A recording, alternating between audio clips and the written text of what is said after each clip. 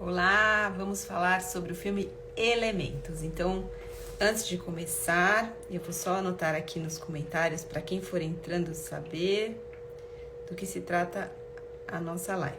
Então, vamos lá.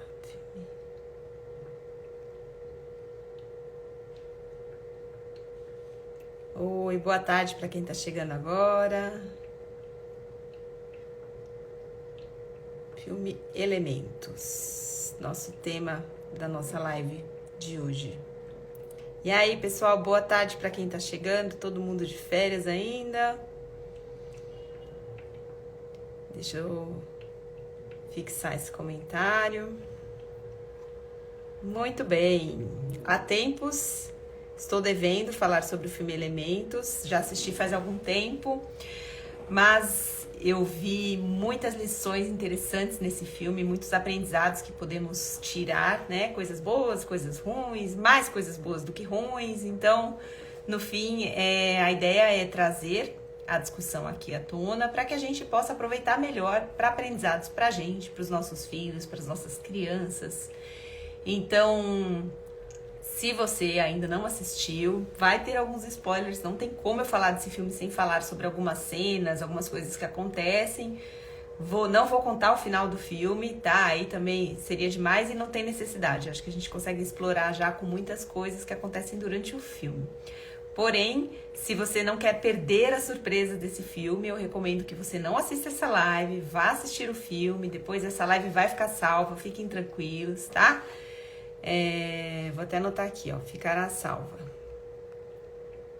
Para que a gente não perca a surpresa. O filme, ele é muito bonito, né? A imagem dele lembra muito o filme do Avatar, os cenários coloridos, é incrível, é espetacular, então tem bastante música, é um filme que é gostoso de assistir. Algumas pessoas não gostaram, porque o romance que acontece ali é um pouco mamão com açúcar, como se diz. Mas o foco não deve ser só esse. Quando a gente assiste com outro olhar, a gente consegue ver outras belezas também neste filme, né? Todo filme da Pixar, eles têm essa ideia de trazer algum aprendizado, né? Antigamente, o filme era assim, tinha um personagem principal que vivia alguma jornada, algum momento de evolução pessoal, algum aprendizado, se desenvolvia, mostrando o que ele aprendeu para evoluir, para conquistar alguma coisa.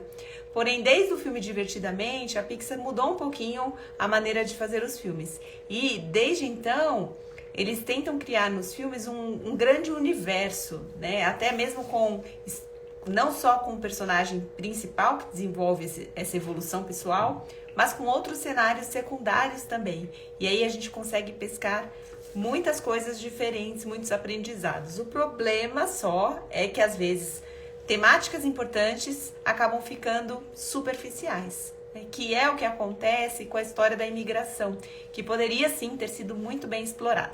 Então, para contextualizar, para quem não assistiu e quer saber por aqui, o que acontece no filme Elementos?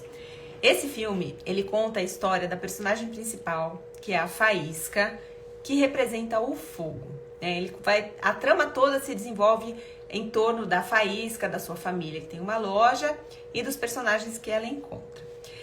A Faísca, ela vem de uma família que imigra da Terra do Fogo para morar na Cidade Elementos, né? O filme ele vai começar mostrando essa chegada da Faísca na Cidade Elementos, que é uma cidade que abriga diversos elementos. Então, tem o elemento que representa a água, que representa a terra, que representa o vento. E essa Cidade Elementos, ela é toda feita, projetada para que cada personagem, cada elemento diferente consiga se adaptar àquele ambiente. Quando a Faísca chega, a cidade não é adaptada para quem é do elemento do fogo. E o fogo, ele consome, ele queima a madeira. Então, desde o início que essa família de imigrantes vai chegando, já vai mostrando, olha só, esse lugar não é para vocês não são bem-vindos aqui. Então, o primeiro aprendizado do filme, que eu acho que assim, ele explora de uma maneira muito fraca, mas isso a gente já pode aproveitar com os nossos filhos. Porque quando ele mostra essa história da imigração, ele não explica muito bem o que é a imigração. O que é viver numa terra de escassez, onde famílias buscam mais recursos para a família para sua família, para os seus filhos e mudam de cidade. Não explica isso, as crianças não entendem o que é essa história de imigração. Nós adultos já entendemos, nós somos filhos de imigrantes, nós sabemos, filhos, netos, bisnetos de imigrantes, né? Nós sabemos dessa dificuldade. Então, é um momento para a gente até trazer essa conversa para os nossos filhos, né? De onde que a Faísca veio? De onde veio a sua família? Por que eles mudaram para a cidade? E o que aconteceu com eles quando eles chegaram lá? Como eles foram recebidos? Eles entram no metrô e não conseguem encostar em nada, porque a faísca queima uma madeira. O metrô, o próprio metrô, né? Ele passa em cima de o lugar que o metrô anda. Na hora que o metrô passa, o trem, metrô, não lembro como que eles chamam no filme, mas derruba água em quem tá embaixo. E os elementos do fogo tem que se virar, tem que se esconder, tem que abrir um guarda-chuva. Então, ou seja, né, demonstrando que, claro, a cidade não é preparada para eles, mas além disso, eles não são bem-vindos ali. Quando eles chegam, eles precisam achar um lugar para morar. Então, a família da Faísca, né, o pai da Faísca, que se chama Brasa, eu vou falar bastante do Brasa aqui, eles começam a procurar lugares para morar, um lugar para alugar. E todas as portas que eles batem, não, vocês estão loucos, aqui vocês não vão ficar, não dá. Aí, eles batem numa casa lá que é toda de madeira, não, que isso, fogo aqui, não tem condição de morar aqui. E, além disso, tem um momento que fica muito marcante, que é quando a Faísca quer conhecer a flor, eu não lembro, acho que eu não anotei o nome da flor aqui. Tem uma flor muito especial, muito rara, que a Faísca quer conhecer. Se alguém lembrar que assistiu aqui, pode colocar aqui nos comentários. Essa flor especial, essa flor mágica, a Faísca tem o sonho de ver, de conhecer. Só que eles chegam lá e são barrados. Aquele ambiente não é para eles, ali eles não podem entrar, porque eles representam o perigo. O fogo pode queimar, o fogo pode consumir. E nesse momento que eles não podem ficar, né, fica bem nítido, fica bem claro o quanto eles não são bem-vindos ali, o quanto aquele ambiente não é para eles. Então, esse filme ele não explora muito essa questão da dificuldade da imigração e da dificuldade que eles passam quando eles chegam na cidade e não são bem aceitos. Mostra muito rapidamente, é bem no comecinho do filme, mas ali já tem um conteúdo riquíssimo para a gente conversar com os nossos filhos sobre aceitação, sobre as diferenças, por que eles não podem morar ali, por que eles não são bem aceitos, só porque eles são diferentes. E o que acontece no filme? Eles chegam, encontram um bairro onde eles conseguem se estruturar e acaba virando uma colônia do fogo, onde outros moradores imigrantes do fogo também vão se alojar e se estabelecer ali. E nessa colônia do fogo, o Brasa, que é o pai da Faísca, ele constrói uma loja.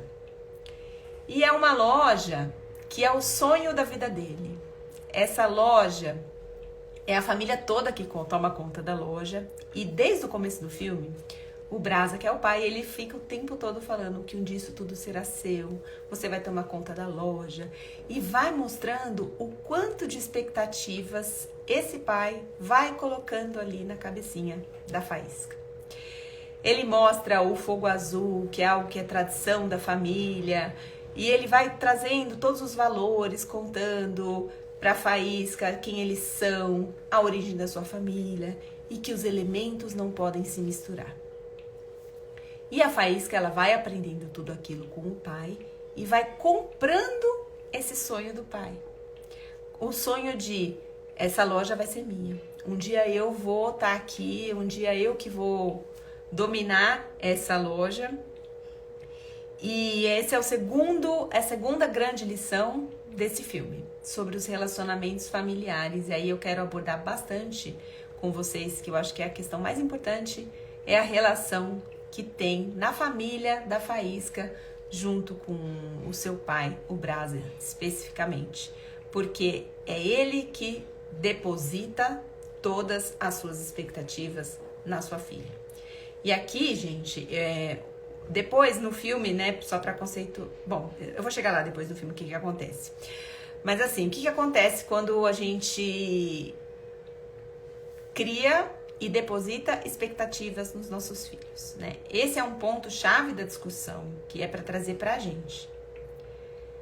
A Faísca, em nenhum momento, quando ela é criança, existe uma conversa sobre a perspectiva da Faísca, sobre o que a Faísca quer, sobre o que ela sonha, sobre os seus desejos.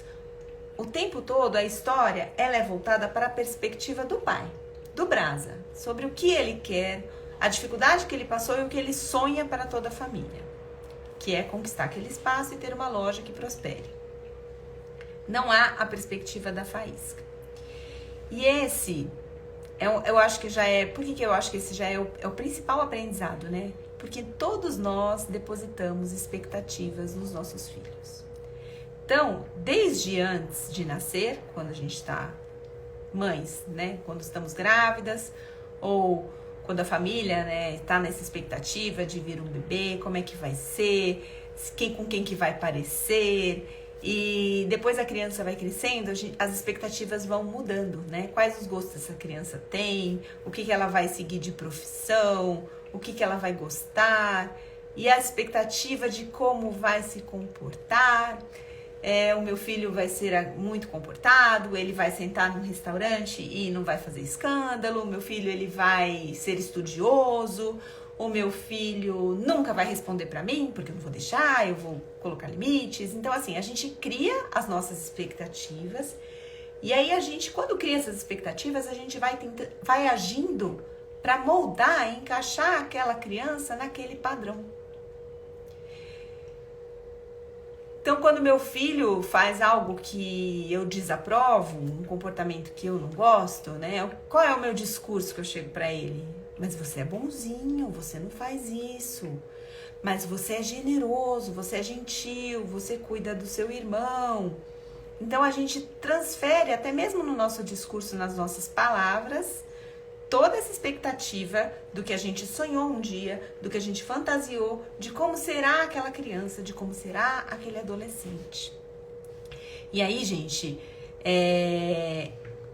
eu atendo pais nas consultorias de filhos adolescentes. E a gente vem com uma carga muito grande de expectativas de uma infância toda vivida, que não atendeu às expectativas que a gente criou, né? E aí, quando tem esse rompimento que chega na adolescência, isso fica muito escancarado, porque quando a criança é pequena, não tem jeito, a criança, uma hora, ela vai, quando a criança é menor, tá?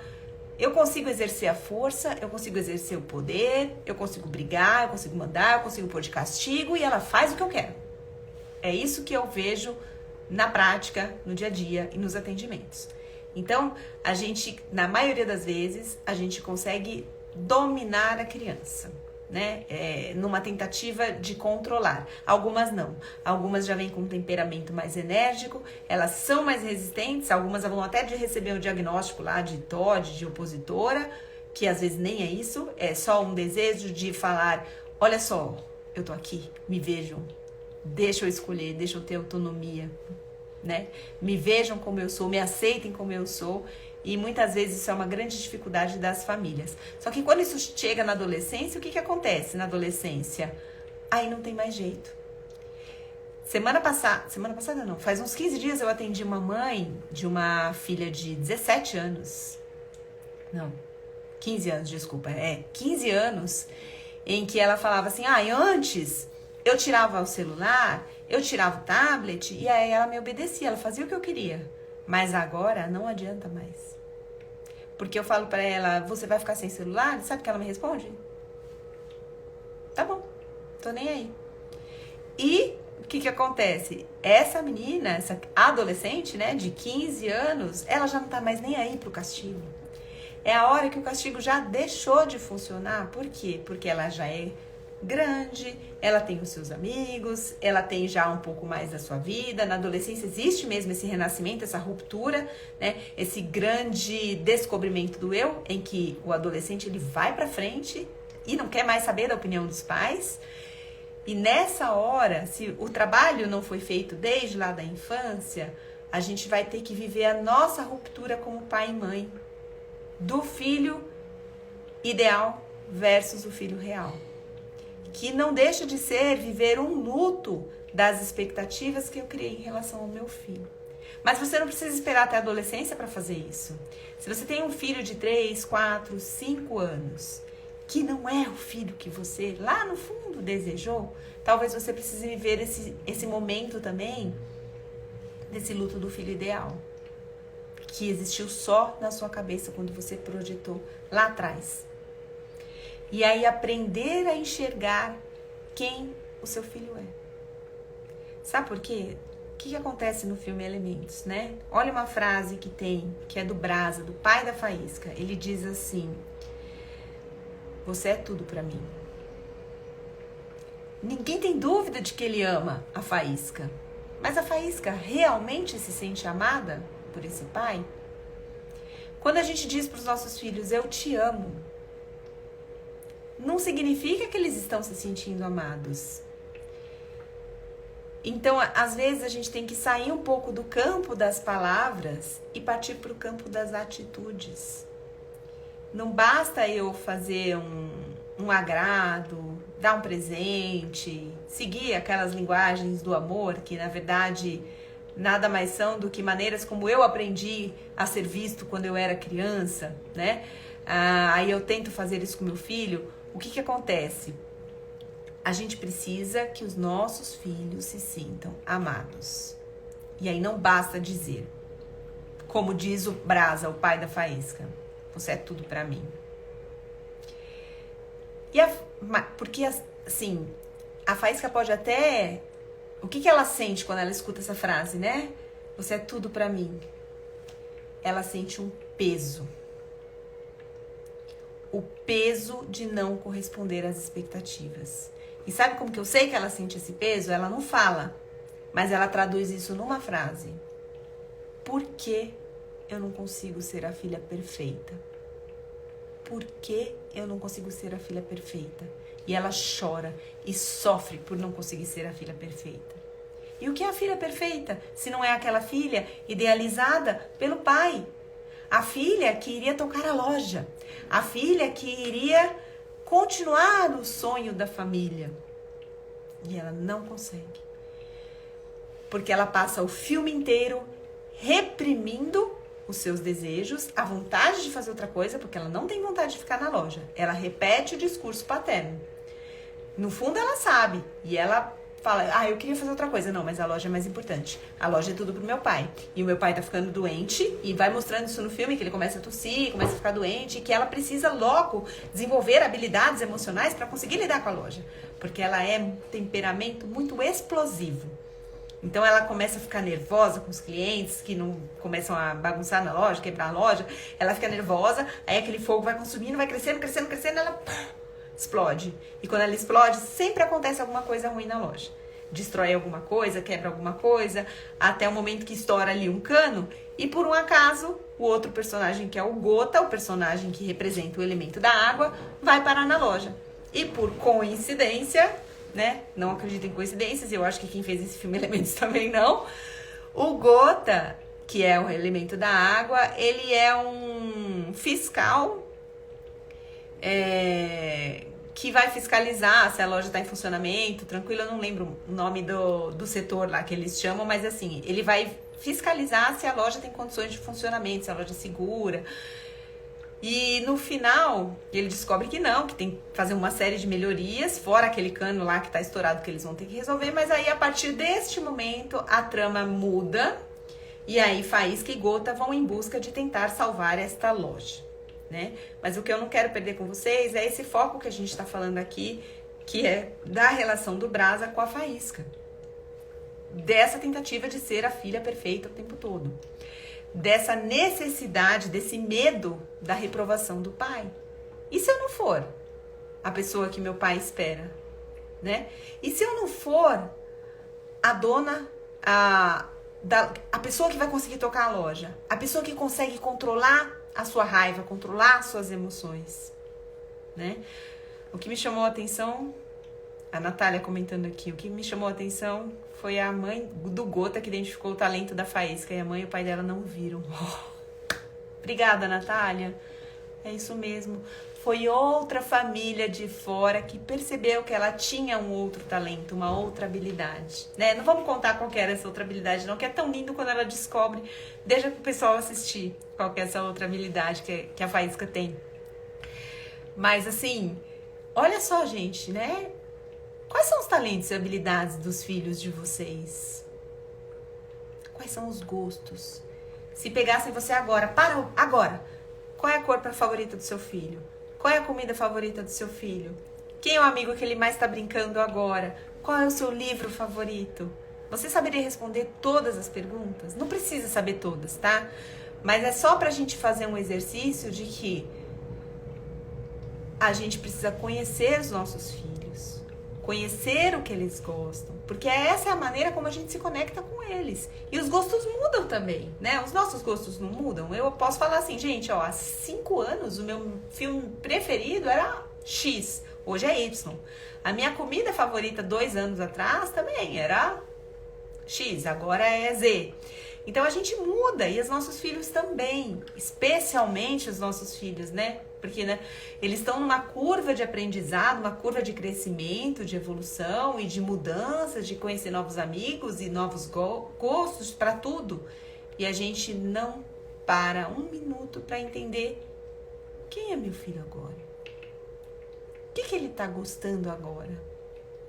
Não, mas você falava para mim que sua comida favorita era estrogonofe, então você gosta de estrogonofe. Não, mas não gosto de estrogonofe. E a gente não aceita a mudança dos nossos filhos. A gente quer encaixar eles. Não, mas ontem você falou que gostava. Tá, mas hoje eu não gosto mais. E eu não posso ser flexível e mudar os meus gostos? Quanta rigidez, né? Que a gente carrega na gente, a gente deposita também como expectativas dos nossos filhos. Que eles não podem mudar. Olha assim, mais brasa na gente, né? Todos nós somos um pouco do brasa. Todos nós estamos projetando medos, projetando necessidades e projetando desejos nos nossos filhos.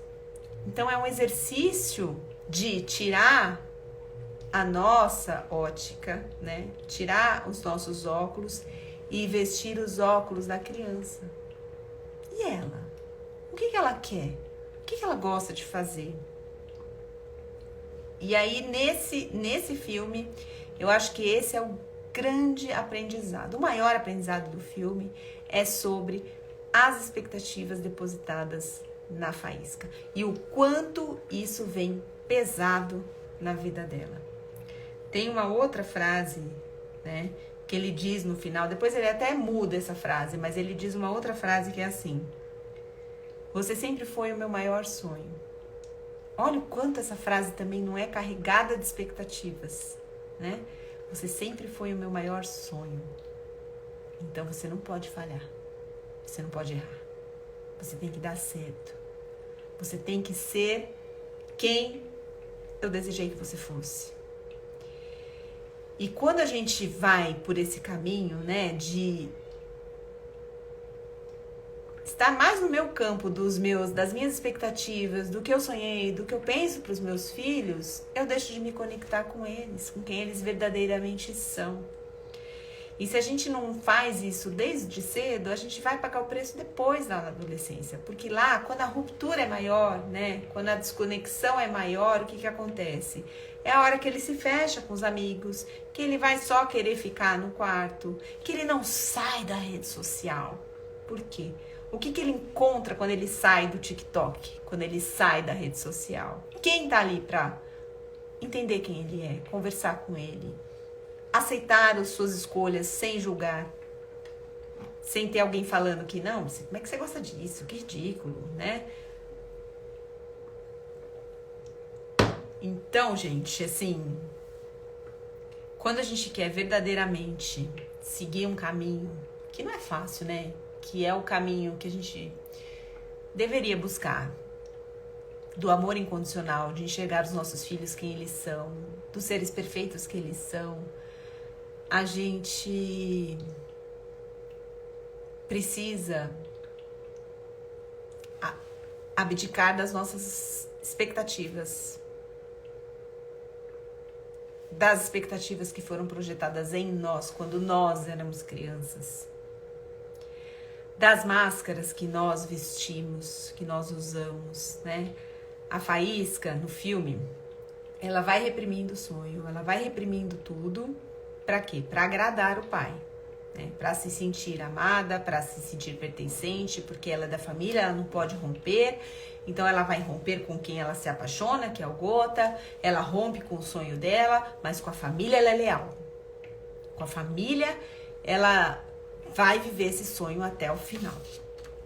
E é isso. Agora vai ter um baita do spoiler aqui, tá? Se não é o pai mudar um pouco a sua visão, porque depois ele começa a enxergar a Faísca, mas isso acontece só lá no finalzinho do filme, né? Então, assim, eu tava assistindo o filme, gente, com as meninas, assim, eu tava angustiada com aquela história da Faísca. Porque, assim, o filme mostrava nitidamente que, vai dar certo, essa Faísca vai ser a dona dessa loja. Eu não acredito que isso vai acontecer. Que ela vai abdicar de todos os sonhos dela, né? A Pixar conseguiu construir direitinho essa narrativa, porque me enganou direitinho. Eu fiquei lá naquela expectativa, eu não acredito que essa Faísca vai ficar sendo a dona dessa loja e não vai conseguir romper com essa lealdade familiar. E aí, só no finalzinho que acontece essa virada, que o pai fala... Não era a loja que era o sonho era você. E aí ele liberta a Faísca para que ela vá seguir em frente, né? Traz até um pouquinho da visão sistêmica familiar nesse filme, porque mostra o quanto existe essa lealdade, o quanto a Faísca, ela honra, mas honra no sentido assim, de aceitar tudo que os pais dizem. E até para a visão sistêmica, o honrar não é isso, né? O honrar não é concordar e aceitar tudo que os nossos pais dizem pra gente, né? O honrar é ser grato pela vida que eles nos deram e ponto. É não seguir além disso, porque eu respeito, agradeço e sigo a minha vida. É isso que vai dizer a visão sistêmica, que é bem relatada nesse filme e mostra assim, né, que a Faísca consegue fazer isso, que o Brasa fez também. Aí, não sei se vocês vão lembrar lá do comecinho do filme, o que acontece? Quando o Brasa, que é o pai da Faísca, a família toda sai da Terra do Fogo, né, e fala assim, a gente não tem mais condição de viver aqui, os recursos são escassos, a gente precisa ir para outra cidade, a cidade que eles vão fugir dali, o que acontece?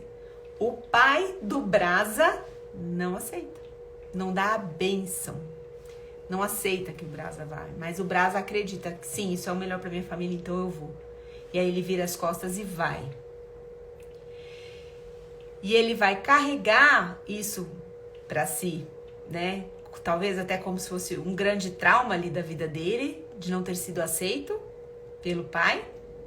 Ele carrega isso e carrega em si uma grande raiva. Como é que a gente sabe que ele carrega essa grande raiva? E aí ele vive também uma série de experiências ali que eu contei no comecinho do filme, de discriminação, de xenofobia, eles vão vivendo. Então, cada vez mais, essa raiva vai crescendo dentro do Brasa e consumindo ele, tanto que ele sente raiva de todos os outros elementos. Tem uma cena em que entram 2 elementos da água na loja, e aí ele, quando ele vê que são elementos da água, ele já fica assim, né, todo estado de alerta. E aí ele fica olhando assim o tempo todo o que esses elementos da água vão fazer, esperando o primeiro deslize ali pra falar, tá vendo, vocês são da água, fora daqui. E é realmente isso que acontece, né? Alguns desastres ali com esses elementos da água. Então ele não aceita também. Então a discriminação não é só contra a família do fogo, a família da Faísca. É uma violência que ela é toda espelhada, né? Que é o que a gente vê acontecendo mesmo na prática. Vem dos 2 lados essa raiva. Vem dos 2 lados a intolerância. Então ele, o Brasa, ele também tem intolerância contra os outros. Ele não aceita que os elementos se misturem. E aí vem a história do Gota. O Gota que representa a água. Que a água nada mais é do que, né? Maleável, que flui, que se molda. E aí tem até uma relação interessante com os temperamentos, né? que o que é o temperamento mais relacionado à água, ao Gota. Ele está super representado no Gota, em algumas atitudes, algumas falas desse Gota. Que o temperamento relacionado à água é o temperamento fleumático, né? Que vai se adaptando ao fluxo. Já a faísca, ela representaria o temperamento colérico, né? Que é o explosivo, né? Que é o de liderança, é o que vai pra frente, mas é o que é o fogo que, se descontrolado, queima e destrói tudo. Então a gente vê um pouquinho dessa teoria dos elementos, que veio desde lá de Aristóteles, representando os elementos da natureza, junto para poder explicar quais são os nossos temperamentos, né? Aquele temperamento que a gente herda de fábrica, herda parte por carga genética e parte pelas experiências que a gente vive, dos modelos das pessoas ao nosso redor que a gente espelha também. Então, ele não explora muito bem esse lado dos temperamentos no filme, mas é algo a mais interessante para a gente observar. Porque na faísca, o que a gente vê em relação a esses temperamentos? Que ela aprende a regular a emoção dela. Ela aprende a não explodir com a raiva. O que significa? Que nenhum temperamento nosso molda quem a gente é. Que a gente tem uma escolha. Apagou minha luz aqui. A gente tem uma escolha, né? Nós podemos decidir. Então, assim, eu nasci colérica. Sou muito explosiva, sou muito brava, muito irritada, pavio curto, eu tenho paciência. Tá, mas eu não posso aprender habilidades? Habilidades para que eu consiga me desenvolver? Eu preciso ser colérica pro resto da vida? Ou eu escolho ser assim porque eu tenho algum ganho por trás disso? Aquela pausa, né? Pra gente pensar. Se a gente não está aceitando os nossos temperamentos e usando como desculpa. Não é porque eu sou assim mesmo. Só que o que a neurociência vem trazer pra gente? Que a gente é quem a gente escolhe ser. Porque nós podemos refazer muitas sinapses do nosso cérebro. Eu posso mudar os meus padrões mentais, mesmo aqueles que foram desenvolvidos baseados nas experiências que eu vivi na minha infância. Como? Né? Reprogramando mesmo o nosso cérebro, ressignificando crenças antigas, ressignificando memórias antigas. E aí hoje eu, como adulta, trazendo essa ótica, esse olhar de adulto para as minhas experiências, porque eu vivi como criança e enxergava com a mente de uma criança.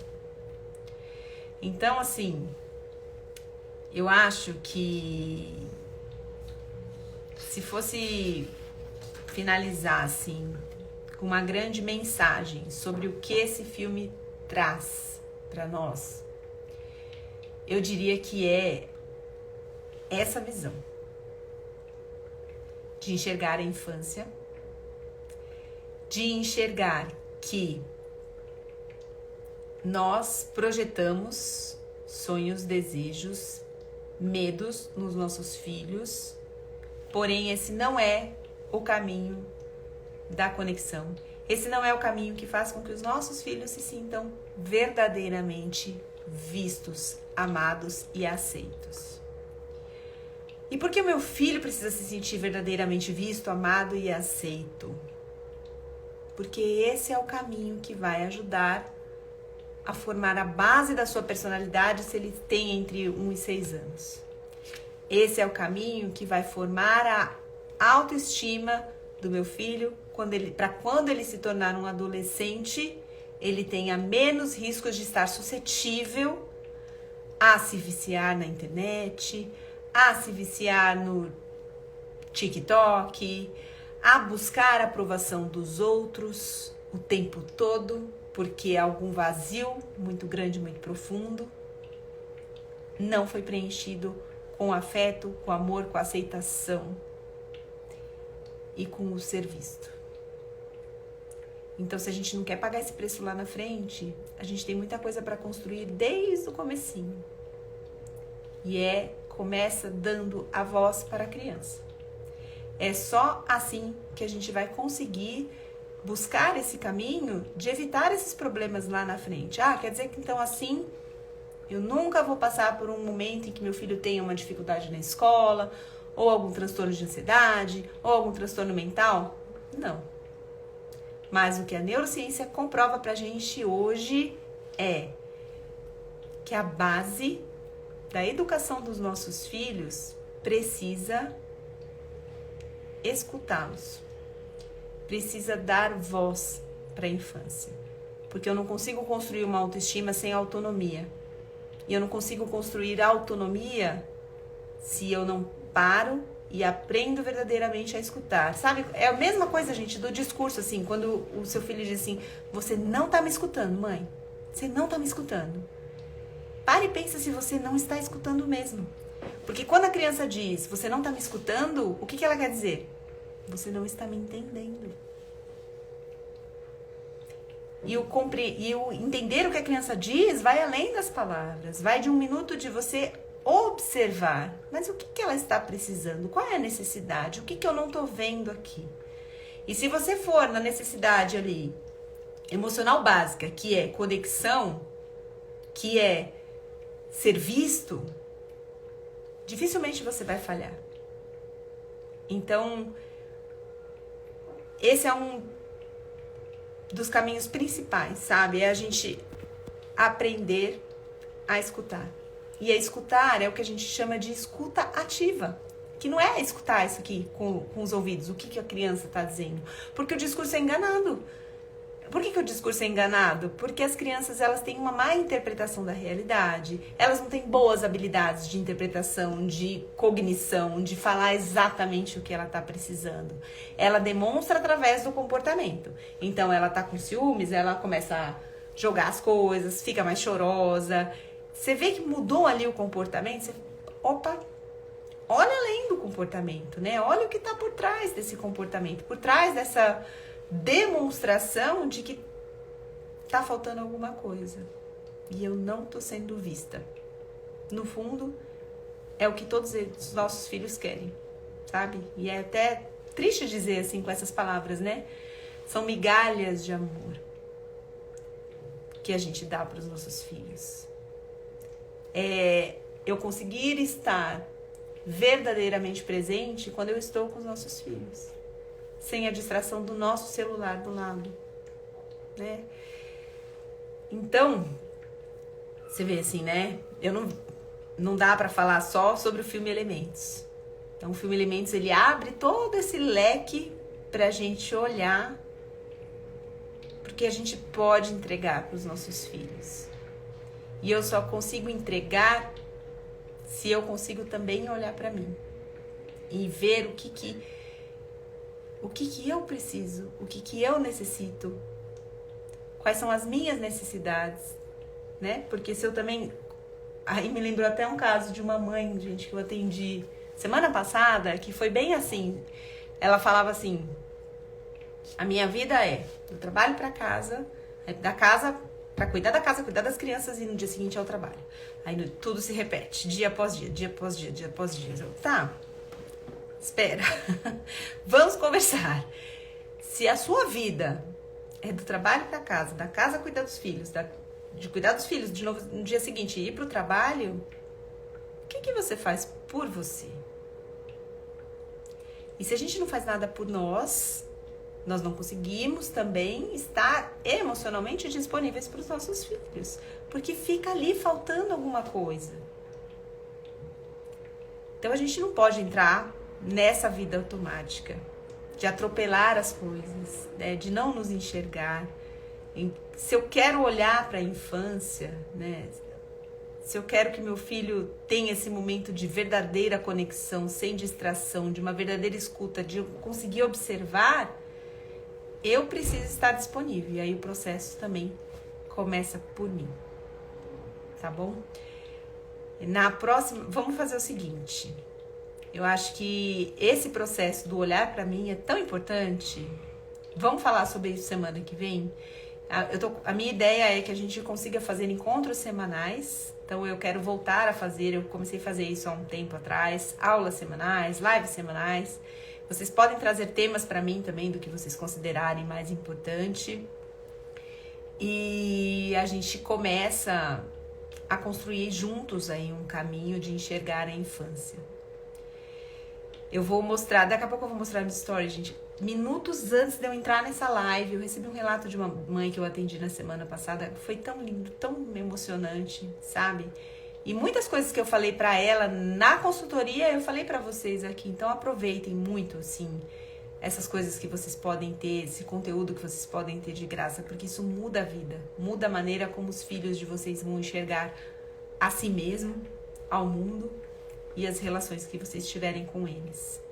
Tá bom? Obrigada pela presença de todo mundo. Fiquem tranquilos quem entrou agora no finalzinho, que vai ficar salva no perfil, ok? Beijo, até semana que vem.